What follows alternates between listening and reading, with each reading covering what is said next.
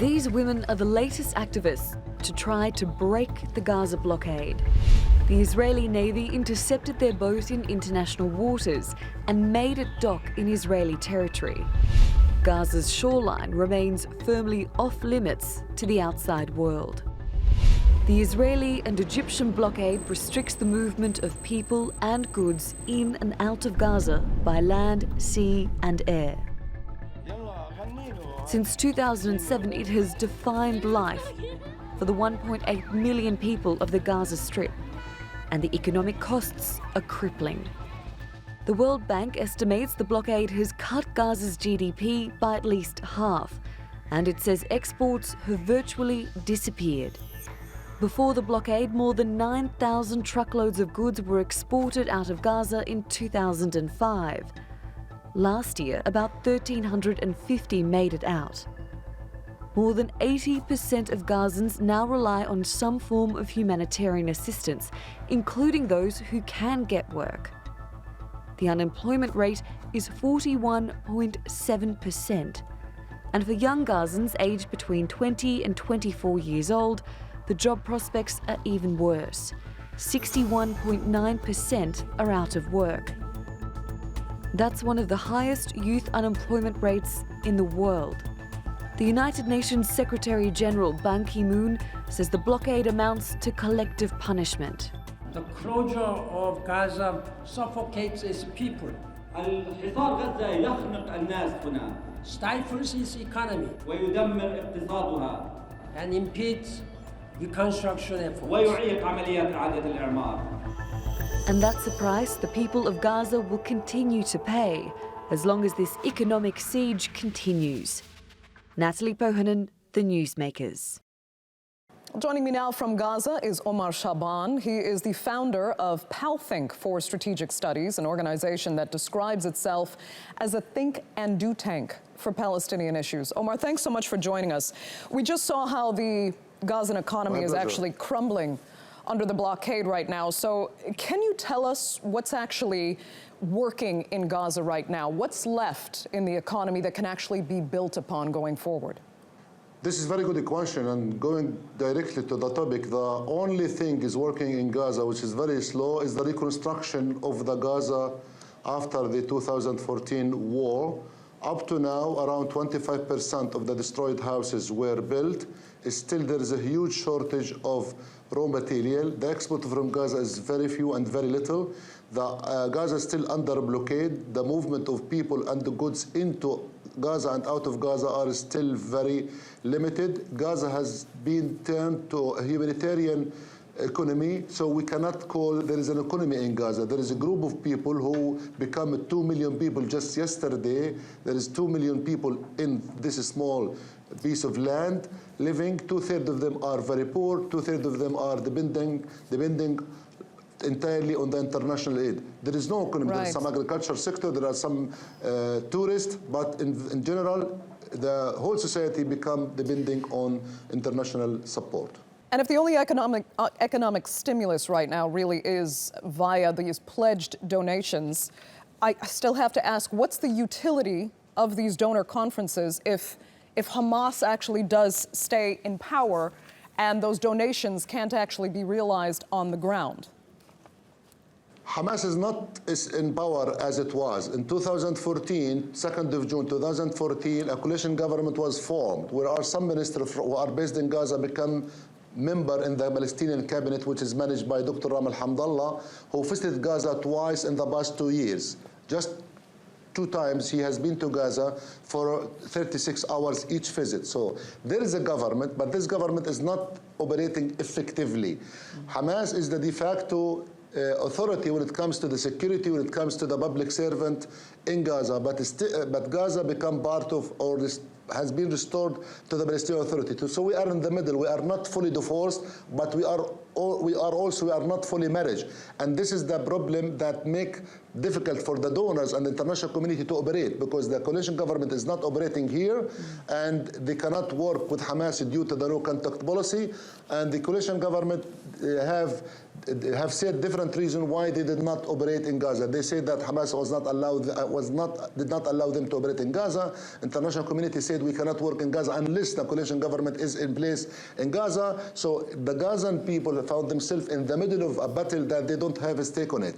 Right. And while you say the Gazan people do not remain fully divorced from Hamas, do you see a light at the end of the tunnel as far as getting aid through and reconstruction to fully begin?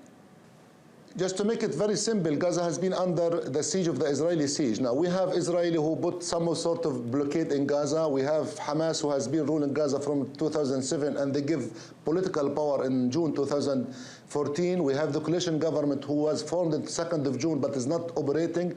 And we have Egypt who closed Rafah border. Most of the time, they open it once every couple of weeks.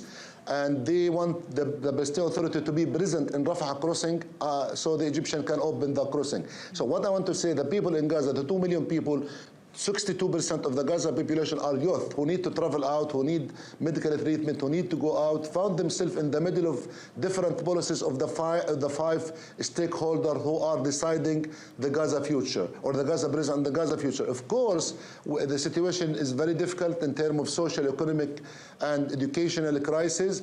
There is a light of the tunnel. The light of the tunnel is that the coalition government of the Palestinian Authority should act in Gaza. We want democracy. We want new leadership election where Hamas could be part of the political system. So we have as a Palestinian, we have to do something ourselves. I don't like to blame the international community or Israel for everything.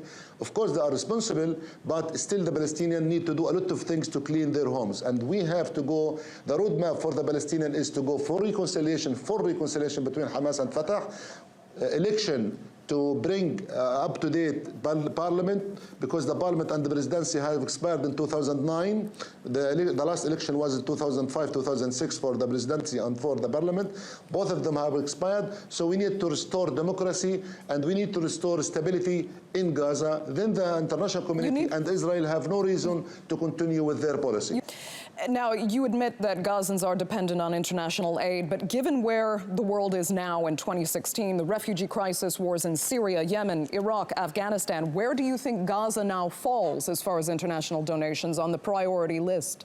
This is a very good question as well. And unfortunately, yes, Gaza become declined or marginalized by the international community because the donation of the international community has been diverted to the other countries. We are following the destructive war in Syria and many other Arab countries, and the flow of refugees to Turkey, Lebanon, Jordan, and of course the international community and the Arab donors, especially from the Gulf, they need to give support to other crises. Now Gaza, this is one of the reasons why the donors could not fulfill their commitment in Cairo. Unfortunately, we feel that Gaza receive less donation than before. This is why we count a lot on our leadership, because also as long as we are divided, the donors will be reluctant to invest money in Gaza because they're fed up with this. The Palestinian Authority have received more than $26 billion in the past 20 years, and Gaza has received billions of dollars for the reconstruction. Gaza has been under 3 wars in 6 years,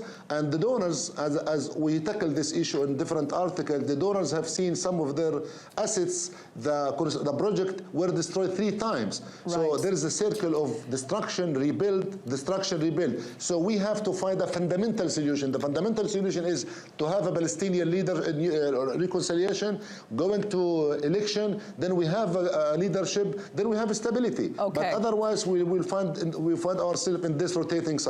Okay. Quickly, given the rapprochement between Turkey and Israel of a few months back, do you think Turkey now has any special leverage that could perhaps help break the blockade of Gaza?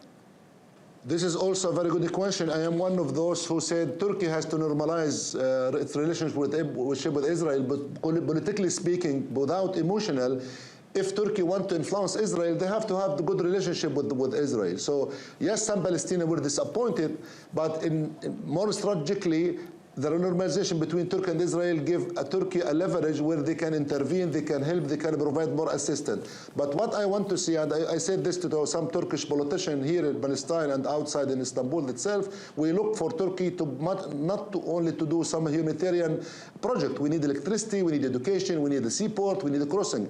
Turkey can play a political, a very fundamental role at the political level, at the supporting of the civil society, and democratization of the Palestinian.